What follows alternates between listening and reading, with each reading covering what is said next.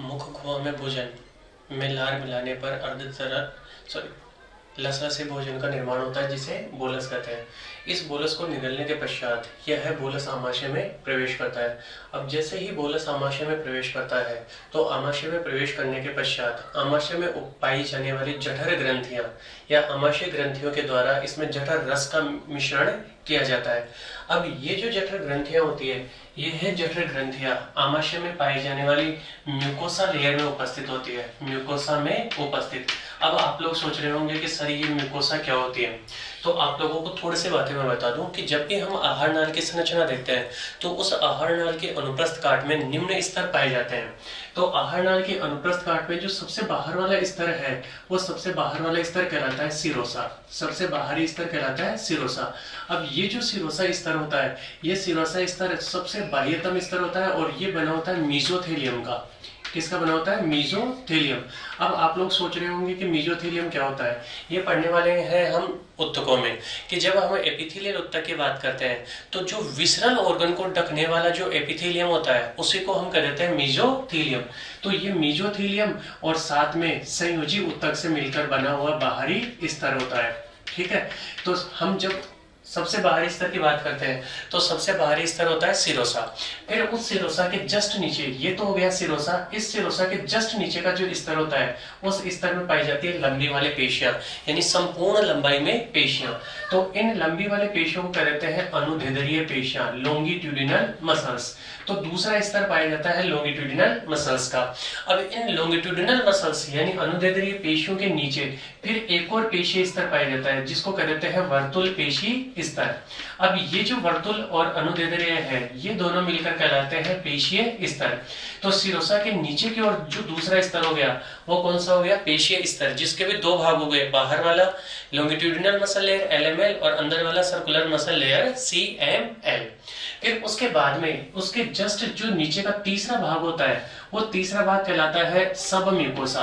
अब ये जो सब म्यूकोसा वाला भाग है, इसी सब म्यूकोसा भाग के अंदर ऐसा कहते हैं कि इसी भाग में रक्तवाहिनियां, ब्लड वेसल्स, रक्तवाहिनियां, इसके अलावा तंत्रिका उपस्थित होती है। यानी रक्तवाहिनियां, तंत्रिकाएं, कुछ ग्रंथियां, ये सारी की सारी किस में पाई जाती है? सब म्यूकोसा में। और फिर उसके बाद में सबसे अंदर वाला जो स्तर होता है, ये सबसे अंदर वाला स्तर होता है म्यूकोसा।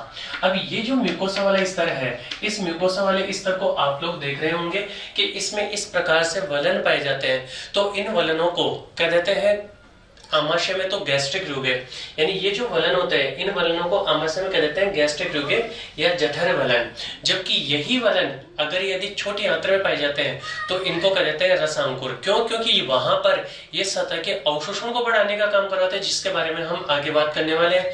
और आमाशय में कि जैसे जैसे उस आमाशय में, जब अभी थोड़ी देर पहले हमने पढ़ा था कि जो जे आकार का आमाशय होता है, उस जे आकार के आमाशय में जैसे जैसे भोजन आकर इकट्ठा होता रहेगा तो इन वलनों के कारण क्या होगा? ये वलन फैलते जाएंगे और आमाशय में भोजन की अधिक मात्रा स्टोर हो पाएगी।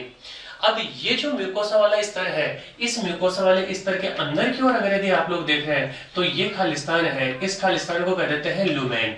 क्या कहने वाले हैं? ल्यूमेन। तो जब भी आहार नाल के विभिन्न भागों की अनुप्रस्थ काट की बात करते हैं तो सबसे बाहर वाला स्तर तो होता है सिरोसा, सिरोसा के बाद में होता है पेशी स्तर, पेशी स्तर के बाद में होता है सब म्यूकोसा और उसके बाद में होता है म्यूकोसा। ठीक है, अब क्या आप ये सोचते हैं कि सभी भागों में इनकी मोटाई, सभी भागों में इनकी संरचना एक समान होती है? नहीं। तो इनकी मोटाई, इनकी संरचना सब में उस भाग के कार्यों के अनुसार अलग अलग होती है। तो ये जो आमाशय है, इस आमाशय का अंदर वाला जो म्यूकोसल स्तर होता है, उस म्यूकोसल स्तर में 3 प्रकार की ग्रंथियां पाई जाती है जिनको हम सम्मिलित रूप से गैस्ट्रिक ग्लैंड कह देते हैं। इनमें से जो पहली कोशिकाएं हैं या पहली ग्रंथियां हैं उनको कह देते हैं पैराइटल या अम्लजन या वित्तीय कोशिकाएं। अब ये जो कोशिकाएं होती है, इन कोशिकाओं से 2 पदार्थ निकलते हैं। पहला पदार्थ जो निकला है उस पदार्थ को कह देते हैं HCl, हाइड्रोक्लोरिक अम्ल। अब आप लोग सोच रहे होंगे कि सर जठर रस में उपस्थित हाइड्रोक्लोरिक अम्ल क्या काम करवाएगा? तो ये जो हाइड्रोक्लोरिक अम्ल जब निकलकर यहाँ पर इस भोजन में मिलेगा तो इस HCl के कारण यहाँ पर पीएच का मान लगभग 1.8 हो जाएगा। पीएच का मान, अब गैस्ट्रिक जूस के पीएच का मान कितना हो गया? 1.8 ठीक है। और ये गैस्ट्रिक जूस पर डे कितना निकलता है, लगभग 1.5 लीटर। दूसरा काम क्या करता है ये, अब ये पीएच का मान केवल कितना है 1.8, तो इतनी कम पीएच पर ये क्या काम करवाता है, ये भोजन के कठोर कणों को गलाने का कार्य करवाता है, भोजन के कठोर कणों को गलाना।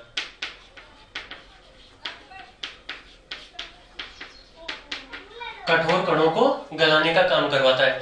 फिर इसके अलावा तीसरा इसका काम हो जाएगा, ये होता है जीवाणुनाशक। यानी मान लो भोजन के साथ में जीवाणु हमारे शरीर में या कोई रोगाणु या कोई पैथोजन प्रवेश कर रहा है तो उसको मारने का काम भी करवाता है। और फिर इसके अलावा ये काम करवाता है एंजाइम सक्रियण का, पेप्सिनोजन का सक्रियण, यानी एंजाइमों का सक्रियण का काम करवाता है। अब यहाँ पर ये एंजाइमों का सक्रिय कैसे करवाता है वो थोड़ी देर में पढ़ने वाले हैं। दूसरा कारक निकलता है इससे नेज कारक, इसको कह देते हैं अंग्रेजी में इंट्रिंसिक फैक्टर। अब आप लोग सोच रहे होंगे कि सर ये इंट्रिंसिक फैक्टर एक्चुअल में होता क्या है, तो जब इस नेज कारक की या इंट्रिंसिक फैक्टर ऑफ केसल इसकी जब हम बात करते हैं तो ये नेज कारक क्या काम करवाता है, ये नेज कारक हमारे भोजन में विटामिन B12 होता है, बी कॉम्प्लेक्स जो होता है उसमें एक विटामिन होता है B12, तो ये विटामिन B12 के अवशोषण को बढ़ाता है, B12 के अवशोषण को बढ़ाने का काम करवाता है, अवशोषण को प्रेरित करता है। अब आप लोग सोच रहे होंगे कि सर उससे क्या होगा, तो ये जो B12 होता है ये B12 करवाता है आरबीसी का परिपक्वन, यानी अपनी जो लाल रक्त कणिकाओं होते हैं उन आरबीसीओं का परिपक्वन करवाता है। अब अगर यदि ये नेज कारक नहीं हो, कारक कम होने पर, इस कारक की मात्रा कम होने पर, अब आप लोग देख सकते हैं ये B12 का अवशोषण कम हो जाएगा, और जैसे B12 का अवशोषण कम हो जाएगा, कम, ठीक है, और ये अवशोषण कम हुआ तो अभी अभी हमने पढ़ा कि B12 क्या काम करवाता है, आरबीसी का परिपक्वन। अब नेज कारक नहीं है तो B12 का अवशोषण भी क्या हो जाएगा, कम, तो अब आरबीसी का परिपक्वन हो पाएगा क्या, नहीं। तो यहां पर अब आरबीसी कैसी बनेगी, अपरिपक्व आरबीसी, अपरिपक्व आरबीसी का निर्माण हो जाएगा। और जब अपरिपक्व आरबीसी का निर्माण हो जाएगा तो इसी बीमारी को हम कह देते हैं परनीसियस एनीमिया। क्या कहने वाले हैं हम, परनीसियस एनीमिया। तो यहाँ पर आप लोगों को मैं एक बात बता दूं कि ये जो नेज कारक है, ये नेज कारक अप्रत्यक्ष रूप से आरबीसी के निर्माण में सहायता करवा रहा है। क्यों, क्योंकि ये आरबीसीओं का परिपक्वन करवाता है, ठीक है। अगर यदि हमारे से ये भी पूछ लिया जाए कि निम्न में से कौन सी कोशिका अप्रत्यक्ष रूप से आरबीसी के संश्लेषण से जुड़ी हुई है, तो वो कौन सी कोशिका होगी, पैराइटल, वित्तीय या अम्लजनक कोशिका। और क्यों होगी, शायद आप लोगों को समझ में आ गया होगा, ठीक है। अब दूसरी जो कोशिकाएं होती है उन कोशिकाओं को कह देते हैं मुख्य कोशिका या पेप्टिक कोशिका। अब इन कोशिकाओं से भी दो एंजाइम निकलते हैं। अब यहाँ पर भी आप लोगों को मैंने पहले बताया था कि जब भी एंजाइम निष्क्रिय होंगे तो उनके पहले प्रो लगेगा या फिर लास्ट में सफिक्स के रूप में नोजल लगेगा। तो यहाँ पर देखो एक एंजाइम तो है प्रोरेनिन। ये जो प्रोरेनिन है, ये प्रोरेनिन जनरली निकलता है बच्चों में, जनरली निकलता है बच्चों में। और ये जो पेप्सिनोजन है, ये पेप्सिनोजन निकलता है वयस्क में। और ये दोनों के दोनों निष्क्रिय होते हैं और प्रोटीन के पाचन में सहायता करवाते हैं। अब ये जो निष्क्रिय दोनों एंजाइम है, इन्हीं दोनों निष्क्रिय एंजाइमों को HCl क्रिया करके सक्रिय किस में बदल देता है, सक्रिय रेनिन, ध्यान से सुनिएगा, सक्रिय रेनिन और सक्रिय पेप्सिन में बदलने का काम करवाता है। तो यहाँ पर मैंने पेप्सिनोजन का जो सक्रिय लिखा है समझ में आया होगा आप लोगों को, ठीक है। तो यहाँ पर मुख्य कोशिका से कितने एंजाइम निकले, दो, एक तो प्रोरेनिन और दूसरा पेप्सिनोजन। प्रोरेनिन जनरली बच्चों में निकलता है और जनरली ये भी कहा जाता है कि ये जानवरों में ही स्रावित होता है। हालांकि एनसीईआरटी में जब आंसर देते हैं तो इसको मानव में भी माना जाता है। तो पेप्सिनोजन वयस्क में और प्रोरेनिन बच्चों में, और ये प्रोटीन का पाचन करने वाले एंजाइम है। और इन दोनों को सक्रिय करने वाला कौन होता है, यानी कम पीएच पर HCl इनको सक्रिय करता है। अब ये HCl जब भोजन के कठोर कणों को गला रहा है तो हमारी आमाशय की भित्ति को भी तो गला सकता है कि नहीं गला सकता है। तो उसकी सुरक्षा के लिए आमाशय में पाई जाती है श्लेष्मा या ग्रीवा कोशिकाएं। अब ये जो श्लेष्मा या ग्रीवा कोशिकाएं हैं, इन कोशिकाओं से निकलता है म्यूकस का स्राव। म्यूकस आप लोगों को पहले से ही मालूम होगा, सावी मतलब चिपचिपा चिपचिपा पदार्थ होता है। अब ये पदार्थ दो काम करवाता है, एक तो काम करवाता है स्नेहक का। अब आप लोग सोच रहे होंगे स्नेहक या लुब्रिकेंट क्या होता है, लुब्रिकेंट क्या होता है। तो आप लोगों ने देखा होगा कि जब हम दो सतहों को ऐसे घिसते हैं तो उनमें घर्षण होता है, लेकिन अगर यदि उन्हीं सतहों पर कोई तेल या घी लगा दें तो घर्षण की मात्रा कम हो जाती है। तो उसी को जो घिसने से बचाने का काम करवा रहा है या घर्षण को कम करता है, उसी को हम कह देते हैं स्नेहक। तो यहाँ पर ये म्यूकस जो है स्नेहक का कार्य करवाता है, ताकि भोजन के कठोर कणों के द्वारा हमारे आमाशय की या हमारे आहार नाल की ये अंदर वाली परतें म्यूकोसा, सब म्यूकोसा ये क्षतिग्रस्त नहीं हो जाए। दूसरा, यही श्लेष्मा की जो कोटिंग है, यही श्लेष्मा की परत HCl से भी क्या करवाती है, सुरक्षा। मान लो कहीं से ये श्लेष्मा की परत कम पतली हो गई तो वापस से श्लेष्मा कोशिकाएं तुरंत श्लेष्मा का स्राव करवा देती है। तो ये HCl से सुरक्षा करवाने का काम करवाती है और दूसरा स्नेहक का कार्य करवाती है। अब देखो कई बार क्या होता है, कई बार इस HCl की मात्रा, जब हम भोजन ग्रहण नहीं करते हैं, अधिक मात्रा में चाय कैफीन वगैरह लेते हैं, तो इस HCl की मात्रा बहुत ज्यादा बढ़ जाती है, जिससे पेट में जलन वगैरह होने लग जाती है, और उसी कंडीशन को हम कह देते हैं एसिडिटी या अधिक अम्लीयता। अब ये जो आमाशय के जठर वलन ये हो गया।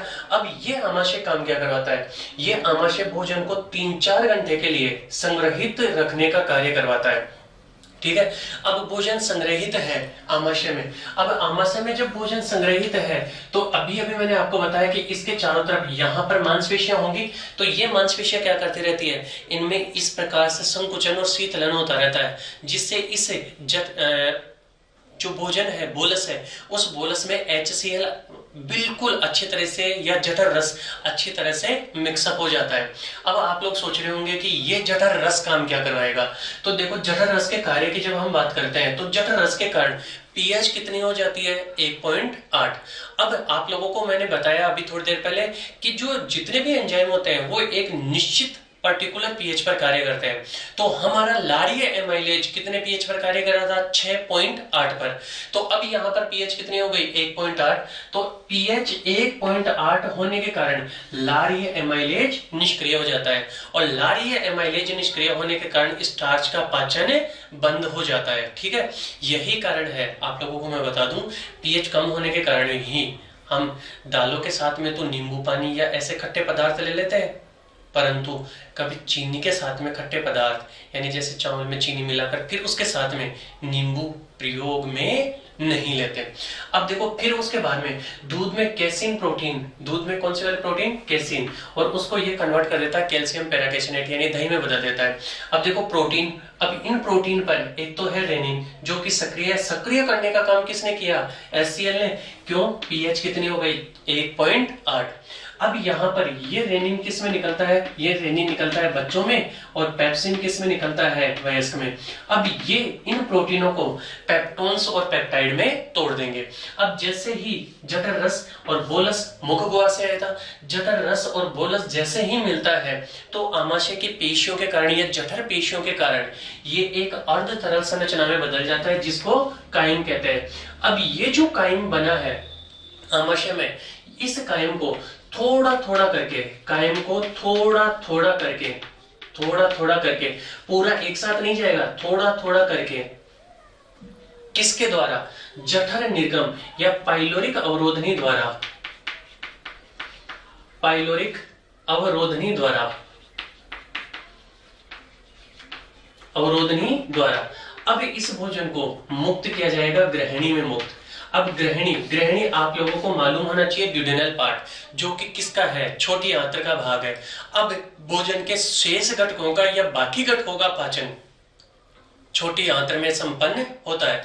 अब इस अम्लीय कायम के ग्रहणी में पहुंचने के पश्चात कौन कौन सी क्रियाएं होती है, ये हम पढ़ने वाले हैं। आमाशय में जैसे ही बोलस प्रवेश करता है तो बोलस में आमाशय में HCl या जठर रस मिलाने के पश्चात एक अर्धतरल कायम का निर्माण हो जाता है। अब ये जो अर्धतरल कायम बना है, ये अर्धतरल कायम धीरे धीरे धीरे धीरे आमाशय में या आंत्र में होने वाली क्रमागुंचन गतियों के द्वारा आगे की ओर गति करता है तथा इसमें आगे की ओर अग्नाशय रस, आंत्र रस, पित्त रस, विभिन्न प्रकार के रसों के द्वारा इसका पाचन होता है। अब ये पाचन की क्रियाविधि किस प्रकार से होती है, ये अब हम पढ़ने वाले हैं। तो अब यहाँ पर ये जो आमाशय है, इस आमाशय में हमने मिलाया बोलस और बोलस के साथ साथ में इसमें मिला दिया जठर रस, और बोलस और जठर रस मिलाने के पश्चात एक अर्धतरल संरचना का निर्माण होता है। उस अर्धतरल संरचना को कहते हैं कायम। अब ये जो कायम है, इस कायम को थोड़ा थोड़ा थोड़ा करके पाइलोरिक जो छिद्र होता है, उस पाइलोरिक अवरोधनी के द्वारा छोटी आंत्र में भेजा जाता है। अब छोटी आंत्र में इस अम्लीय कायम के पहुंचने के पश्चात कुछ परिवर्तन होते हैं, और ये छोटी आंत्र में होने वाले परिवर्तन निम्न प्रकार है। अब सुनिए, सबसे पहले जैसे ही यहाँ से कायम आमाशय से छोटी आंत्र के ग्रहणी भाग में पहुंचता है, तो आमाशय में मैंने आप लोगों को बताया था कि HCl से सुरक्षा करने के लिए श्लेष्मा ग्रंथियां पाई जाती है, जो कि लगातार श्लेष्मा का स्राव करती है। अब यहाँ पर ग्रहणी की भी HCl से सुरक्षा करने के लिए, क्यों? क्योंकि आने वाला कायम भी कैसा होगा? अम्लीय। तो सुरक्षा करने के लिए कोई ना कोई श्लेष्मीय ग्रंथियां होगी।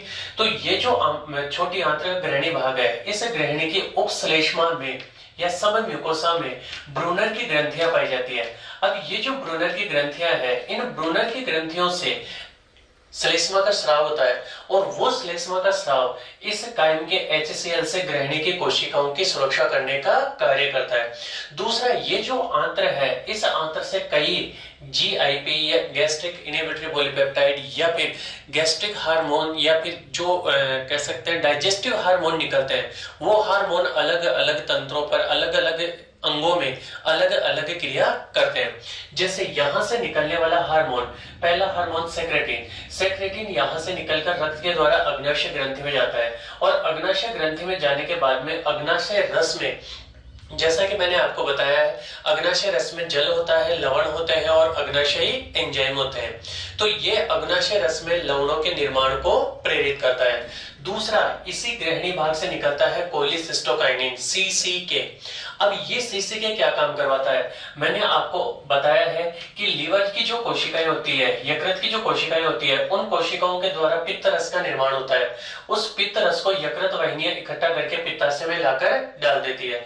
अब यकृत वाहिनी और पित्ताशय की नलिका मिलकर दोनों मूल पित्त वाहिनी का निर्माण करती है, और मूल पित्त वाहिनी अग्नाशय नलिका से जुड़कर यकृत अग्नाशय नलिका का निर्माण करवाती है। अब ये जो यकृत अग्नाशय नलिका है, इसी को अंग्रेजी में कह देते हैं हिपेटोपैंक्रियाटिक डक्ट, हिपेटोपैंक्रियाटिक डक्ट। अब ये जो हिपेटोपैंक्रियाटिक डक्ट है, ये हिपेटोपैंक्रियाटिक डक्ट पित्त लवण या पित्त रस और अग्नाशय रस, इनको ग्रहणी में डाल देती है।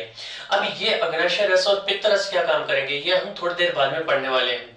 इसके अलावा इस ग्रहणी भाग से एक और एंजाइम निकलता है, जिसका नाम होता है पेनक्रियोजाइमिन। वो पेनक्रियोजाइमिन भी अग्नाशय ग्रंथि पर क्रिया करता है, और अग्नाशय ग्रंथि पर क्रिया करके उसमें एंजाइमों के निर्माण को बढ़ाता है।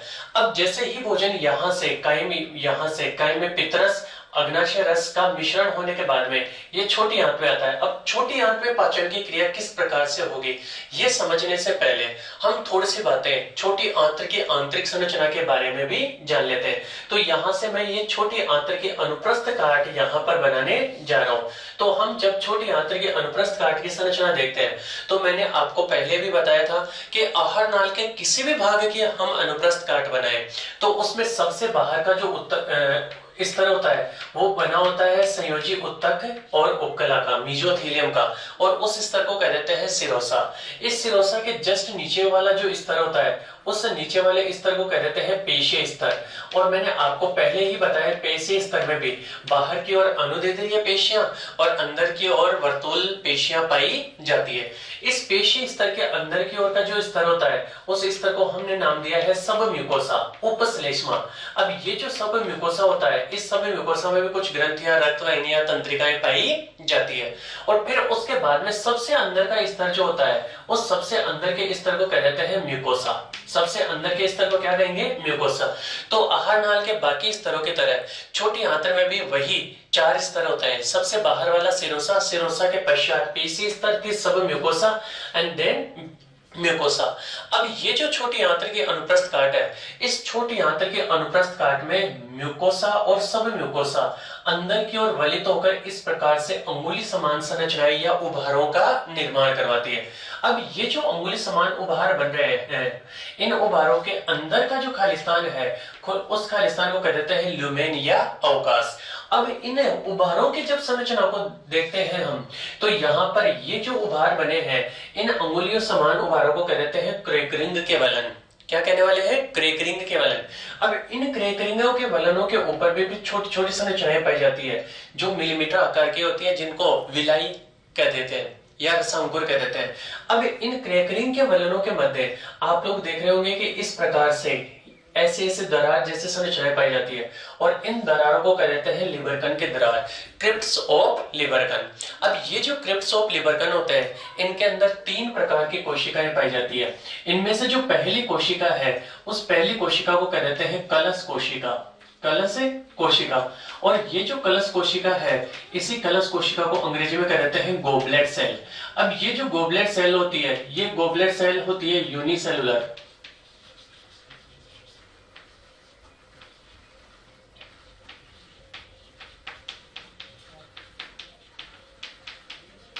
गोबलेट सेल होती है एक कोशिकीय, और इनसे श्लेष्मा का स्राव होता है। अब श्लेष्मा के बारे में आपको मैंने पहले ही बताया था कि ये जो भोज्य पदार्थ है, उन भोज्य पदार्थों के लुब्रिकेशन का काम करवाएगी, जिससे आहार नाल में घर्षण नहीं हो। फिर इसके पश्चात दूसरी जो कोशिकाएं होती है, उन कोशिकाओं को कह देते हैं आंतर कोशिका।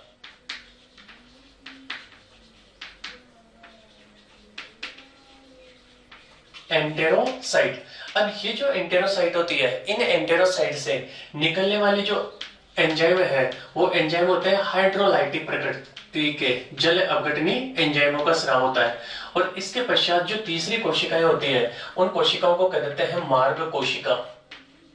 मार्ग कोशिका। और मार्ग जो कोशिका है, इन मार्ग कोशिकाओं से निकलते हैं लाइसोजाइम। तो इस प्रकार से इन लिबरकन की दरारों में 3 प्रकार की कोशिकाएं होती है, जिनमें एक तो होती है कलश कोशिकाएं, दूसरी होती है आंतर कोशिकाएं, और तीसरी होती है मार्ग कोशिकाएं। कलश कोशिकाएं एक कोशिकीय होती है, इनसे श्लेष्मी स्राव निकलते हैं। दूसरा, आंतर कोशिकाओं से जल अपघटनी एंजाइम निकलते हैं, मार्ग कोशिका से लाइसोजाइम निकलते हैं। और ये तीनों पदार्थ मिलकर आंतर रस का निर्माण करवाते हैं। अब ये जो आंतर रस है, इसी आंतर रस को कह देते हैं सक्कस एंटेरिकस। आंतर रस या सक्कस एंटेरिकस का निर्माण करवाते हैं। तो अब आप लोग देखेंगे कि जैसे ही यहाँ से कायम थोड़ा थोड़ा करके छोटी आंत्र में आएगा, तो छोटी आंत्र में आने पर पहले तो ग्रहणी में उसमें पित्तरस और अग्नाशय रस मिलाया जाएगा, फिर उसके पश्चात उसमें लिबरकन की दरारों से आंत्र रस का मिश्रण किया जाएगा। और आंत्र रस में कौन कौन होते हैं? श्लेष्मी स्राव होते हैं, जल अपघटनी हाइड्रोलाइटिक एंजाइम होते हैं, और इसके अलावा लाइसोजाइम होते हैं। अब जब आप लोग इन क्रैकरिंग के वलनों को देख रहे हैं, तो इस पर भी कुछ मिलीमीटर लंबे रसांकुर पाए जाते हैं। अब यहाँ से इस रसांकुर की संरचना को हम यहाँ पर बनाकर देख रहे हैं। तो जब रसांकुर की संरचना देखते हैं, तो रसांकुर की जो लुमेन की ओर मुक्त सतह होती है, उस मुक्त सतह पर छोटी छोटी संरचनाएं पाई जाती है। और ये जो छोटी संरचनाएं होती है, इन संरचनाओं को कह देते हैं माइक्रोविलाई, सूक्ष्मांकुर कह देते हैं। और इन सूक्ष्मांकुरों के द्वारा ब्रश बॉर्डर का निर्माण होता है। ब्रश बॉर्डर का निर्माण, ठीक है। अब इस रसांकुर की जब संरचना देखते हैं, तो इस रसांकुर में रक्त वाहिनियां होती है और एक केंद्रीय लसिका वाहिनी होती है।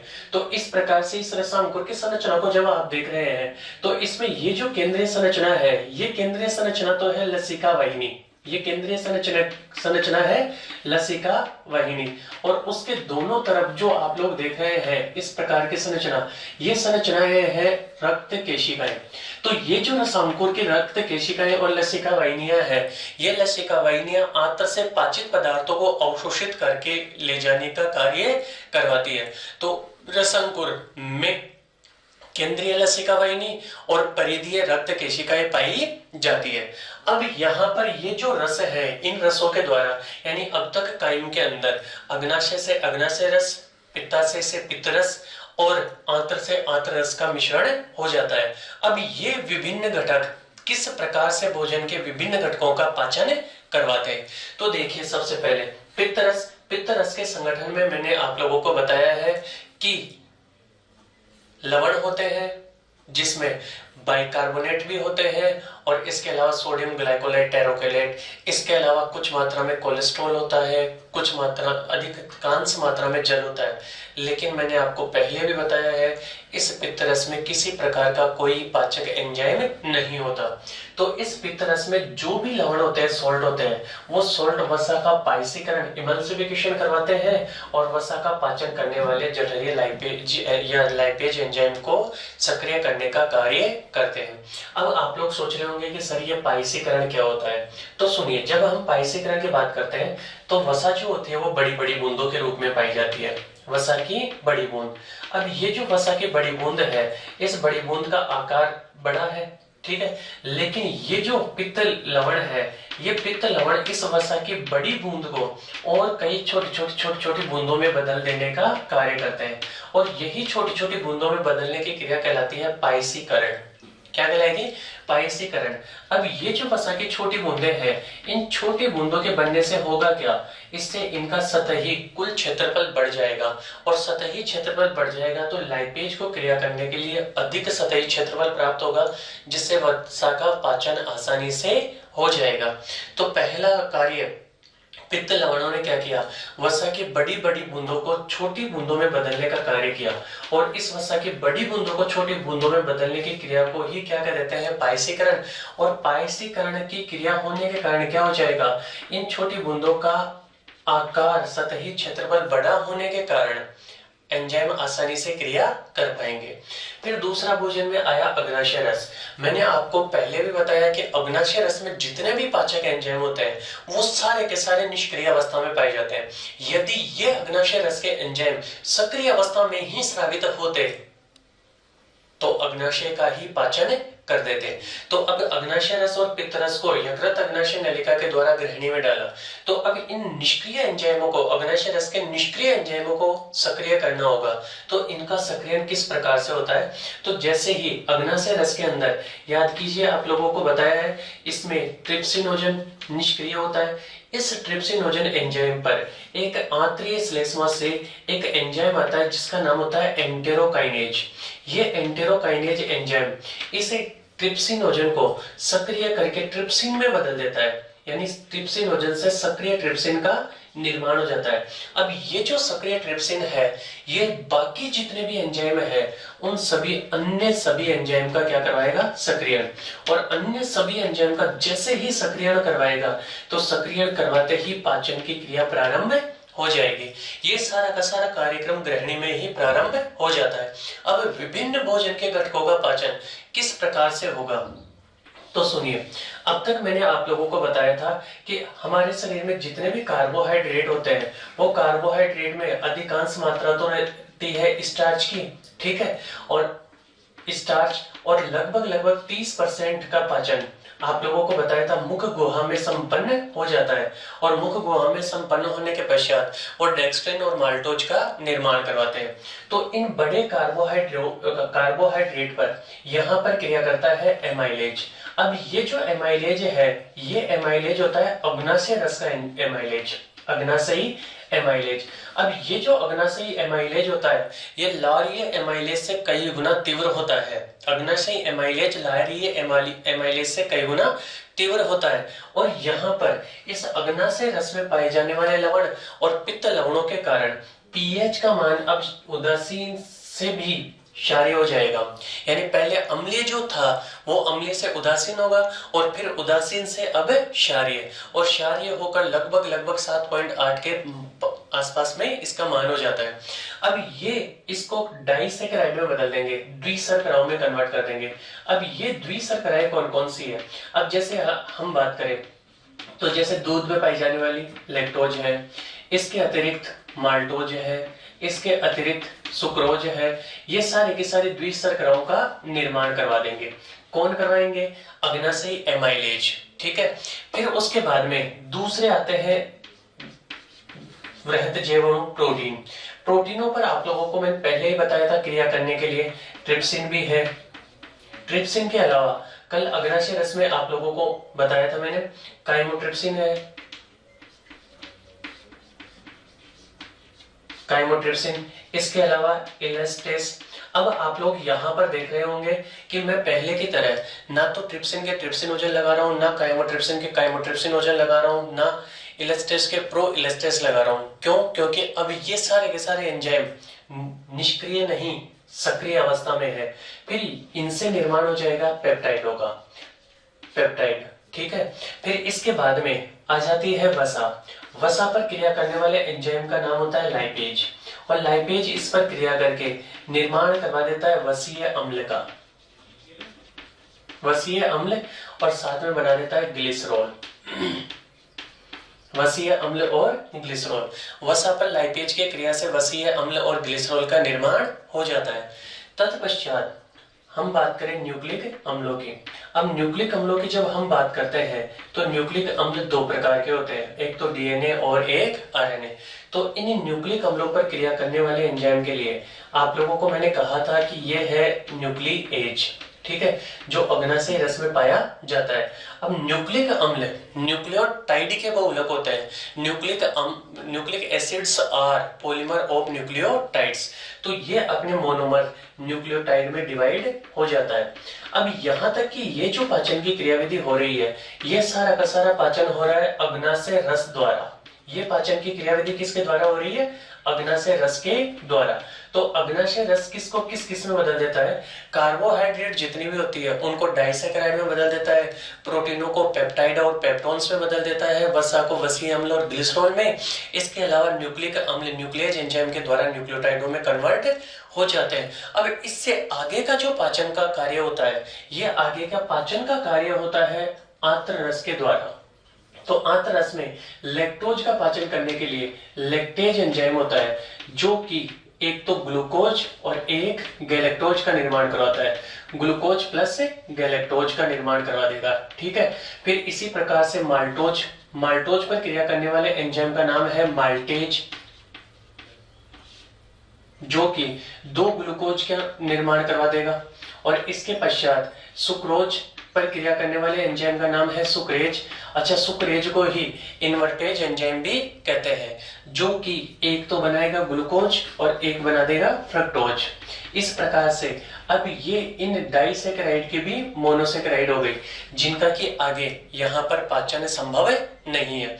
फिर पेप्टाइडों पर क्रिया करता है पेप्टिडेज, और ये पेप्टिडेज इन पर क्रिया करके इनको कन्वर्ट कर देता है एमिनो अम्लों में।